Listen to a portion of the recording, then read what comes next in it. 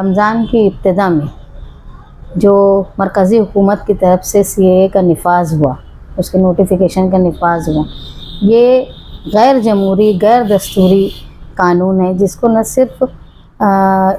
ہندوستان کی اقلیت بلکہ اکثریت نے بھی اس کی مخالفت کی ہے۔ پڑھے لکھے شعبے نے پڑھے لکھے طبقے نے اس کی مخالفت کی کہ ہندوستان جو ہے وہ دنیا کا سب سے بڑی جمہوری ملک ہونے کے باوجود ہندوستان میں 2014 کے بعد جو ماحول بنا، صرف ایک قوم کو، ایک مسلم کمیونٹی کو ٹارگٹ کرنے کے لیے، اپنے الیکشن کو سیدھا کرنے کے لیے مسلسل فرقہ پرست پارٹیاں مسلمان طبقوں کو ٹارگٹ کر کے جو طبقہ اکثریت میں ہے ان کو خوش کرنے کی کوشش کر رہا ہے الیکشن کے آنے کی وجہ سے۔ ابھی جو الیکشن پارلیمنٹ کا تقریباً آچار سنہتا لگنے والی ہے، ایسے میں ماحول بنانے کے لیے CAA کا نفاذ ہوا ہے جو انتہائی غیر قانونی ہے، غیر دستوری ہے، جس میں ایک کمیونٹی کی شہریت نہ دیتے ہوئے باقی اطراف کے جو ممالک ہیں وہاں سے غیر مسلم کو وہ شہریت ہندوستان کے دینے کی بات کی گئی۔ NRC اور CAA کی ہمیشہ سے ہندوستان میں مخالفت ہوئی۔ مالیگاؤں شہر سے بھی جب اس قانون کے متعارف کیا گیا ہندوستان میں، اس وقت سخت ناراضگی ہوئی۔ مالیگاؤں شہر میں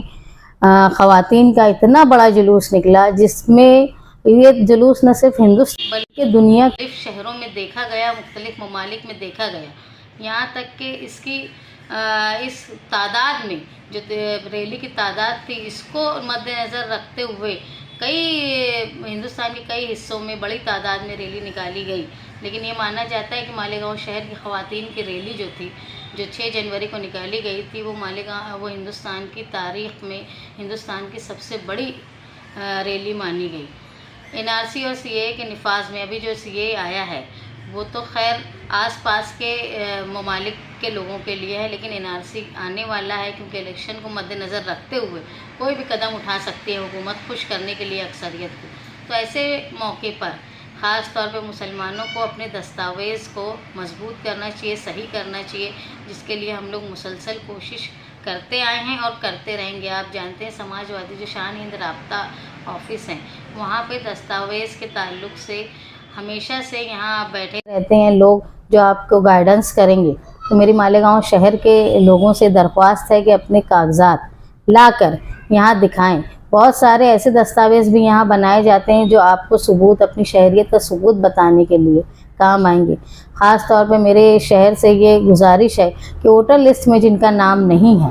وہ تو ابھی پارلیمنٹ کا معاملات ہو گئے، لیکن اب آنے والے الیکشن کے لیے اپنی تعداد بڑھانے کے لیے ہمارا ووٹنگ پرسنٹیج بھی زیادہ ہونا چاہیے اور ووٹر لسٹ میں ہمارا نام بھی ہونا چاہیے۔ اس لیے ضروری ہے کہ ہم جو ہے وہ توجہ دیں ہمارے دستاویز پر، اور کوئی بھی اگر کسی کو تکلیف آتی ہے تو وہ ہم لوگوں سے رابطہ قائم کرے۔